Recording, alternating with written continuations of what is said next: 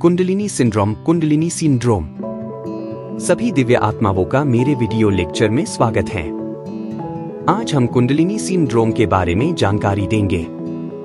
उम्मीद है कि आप लोग इसे पसंद करेंगे और इस वीडियो को ज्यादा से ज्यादा लोगों तक पहुंचा देंगे। तो चलिए जानते हैं क्या होता है कुंडलिनी सिंड्रोम। कुंडलिनी शक्ति हमारे सूक्ष्मतम देह में मूलाधार में स्थित होती है। भौतिक देह में रीढ़ की हड्डी के सबसे निचले भाग पर इसका मर्म बिंदु होता है। हमारे 7 शरीर में अलग अलग 7 रूप वाली कुंडलिनी सोई होती है।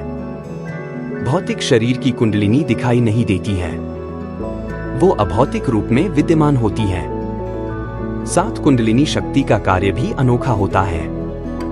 जब कुंडलिनी जागृत होने लगती है तो साधक के साथ विभिन्न किस्म की परेशानी खड़ी होती है। सबसे ज्यादा भौतिक देह को पीड़ा होती है। देह गर्म रहता है और कभी कभी सिकुड़ने भी लगता है। कुंडलिनी साधना बड़ी पीड़ादायक होती है। प्रक्रिया बड़ी क्लिष्ट होती है और साधक को साधना से दूर ले जाती है। आप शारीरिक और मानसिक तौर पर बीमार पड़ने लगते हो। आप कितना भी इलाज करा लो, कोई हल नहीं निकलता। इसका इलाज योग साधना ही है। पहले बात करते हैं आम लक्षणों की जो हर साधक को होती है। सबसे ज्यादा डर लगना या डराया जाने का अनुभव होता है। आपको भिन्न भिन्न मार्ग से डराया जाता है। आप परेशान होना शुरू होते हो। डरावने सपने आते हैं और आप डर कर नींद से जाग जाते हो। जागने के तुरंत बाद आपका शरीर कांपता रहता है। फिर नींद नहीं लगती। आप सोने की जगह बदलकर सोने की कोशिश करते हो, लेकिन अच्छी तरह से नींद नहीं आती। जब भी कभी सोने की कोशिश करते हो तब आपको डर लगेगा। अच्छी तरह से नींद नहीं आना कुंडलिनी सिंड्रोम है। जो लोग साधक हैं और कुंडलिनी जागरण की साधना कर रहे हैं, सिर्फ उनमें ये लक्षण दिखाई देते हैं। अगर कोई इंसान साधना नहीं करता है और उसे ये लक्षण दिखाई दे तो फौरन डॉक्टर की सलाह ले। कुंडलिनी सिंड्रोम है या फिर कोई दूसरा रोग है, इसको पहचानना बड़ा ही कठिन होता है। दोनों के बीच का अंतर कम होता है। इलाज करने के बाद भी अगर साधक के अंदर वही लक्षण दिखाई दे तो ये कुंडलिनी सिंड्रोम होता है। पेनकिलर और ज्यादा एंटीबायोटिक की गोलियां कभी ना खाएं, इससे नुकसान हो सकता है। आप उचित डॉक्टर की सलाह लें। मानसिक तौर पर इसका गहरा असर होता है। आपको गुस्सा आने लगता है और उसे काबू नहीं कर सकते। आप अपना आपा खो देते हो। कुंडलिनी सिंड्रोम में मन पर काबू नहीं रहता। इसमें जल्द गुस्सा होना, ज्यादा से ज्यादा झगड़ा होना, अधिकार की भाषा का प्रयोग करना आदि लक्षण दिखाई देते हैं। मानसिक तौर पर कभी कभी आप दुर्बल बन जाने लगते हो और आत्महत्या के ख्याल मन में आते रहते हैं। आपको अपनी कोई फिक्र नहीं होती। कभी कभी डिप्रेशन का शिकार होते हैं। ऐसी हालत में साधना को बनाए रखें और मन को दृढ़ बनाएं। कुछ दिन में सारे लक्षण बंद होते हैं। आमतौर पर देह का कोई भी हिस्सा अचानक दर्द करने लगता है। दर्द बड़ा ही कष्टदायक होता है। कभी कभी आप हिल भी नहीं सकते हो। साधना से बदन दर्द गायब होते हैं। कोई भी दर्द 2-4 दिन में खत्म होता है। लेकिन योग साधना अविरत चलनी चाहिए। पानी को 2-2 घूंट हर 15 से 20 मिनट के अंतराल में पीना चाहिए। जितना आप ठीक तरह से पानी का सेवन करते हो उतना ही आपकी साधना आगे बढ़ती रहती है। लेकिन ज्यादा पानी पीने के कारण कभी कभी पेट में गड़बड़ी होती है। पेट में गंसिस बनना और पेट फूल जाना कुंडलिनी सिंड्रोम ही है।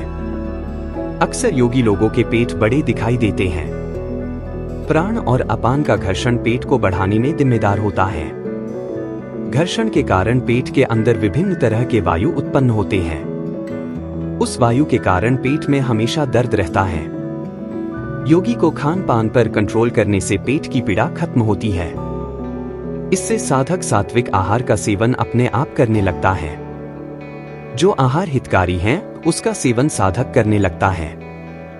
जब आप आहार लेते हो तो आपको खुद ही पता चलता है कि आहार पेट में जाकर ठीक तरह से पचा या नहीं पचा। आहार सात्विक है या विषैला पदार्थ निर्माण करने वाला है। कुंडलिनी सिंड्रोम में उल्टियां और डायरिया जैसी बीमारियों के लक्षण अक्सर दिखाई देते हैं, जिसका असर आपके त्वचा पर होने लगता है। त्वचा पर दाग आने शुरू होते हैं और वो बढ़ते जाते हैं। पूरी त्वचा दागों से भर जाती है। इलाज का कोई असर दिखाई नहीं देता और त्वचा पर दाग फैलते जाते हैं। योग साधना करने से ये दाग अपने आप चले जाते हैं। त्वचा पर खुजली होना ये लक्षण गहरी दैवी ऊर्जा को दर्शाता है। दैवी ऊर्जा का वहन देह के जिस भाग पर होता है वहां खुजली होती है। त्वचा पर जमे सारे मैल नहाते वक्त अपने आप निकल जाते हैं। नहाने से जैसी आपकी त्वचा दिखाई देती है, ठीक वैसी त्वचा सोते वक्त दिखाई देती है और कभी कभी त्वचा के ऊपर लाल रंग के दाग अचानक आ जाते हैं और सुबह गायब भी होते हैं। पीठ पर ऐसे दाग ज्यादा दिखाई देते हैं। त्वचा पर कोई चींटी चल रही हो या फिर कोई छोटा प्राणी चल रहा हो, ऐसे लक्षण दिखाई देना आम बात है। जब कुंडलिनी शक्ति गतिमान होती है तो अंदर से एक तेज किस्म की लहर पीठ के निचले भाग से होकर ऊपर उठती है। ये लहर छाती तक आती है, हृदय तक लहर आती है। छाती भरी भरी लगना और हृदय की आवाज सुनाई देना कुंडलिनी सिंड्रोम ही है। कभी कभी हृदय पर बड़ा जोर आने लगता है।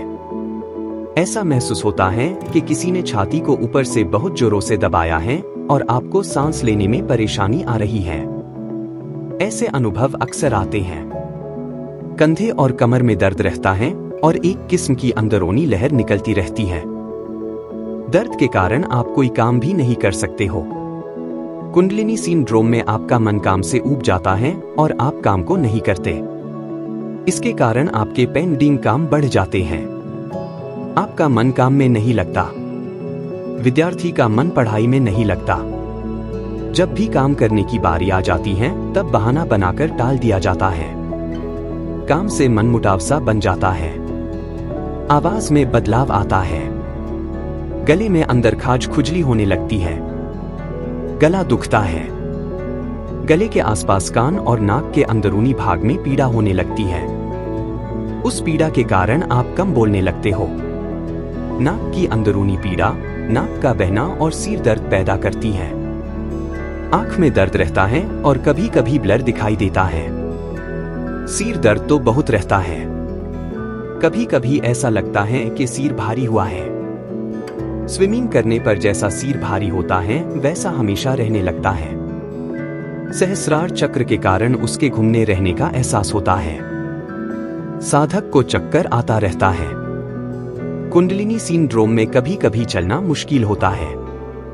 साधक ठीक तरह से चल नहीं पाता और ठीक तरह से बात नहीं कर पाता। योग साधना करने से सभी लक्षण गायब हो जाते हैं।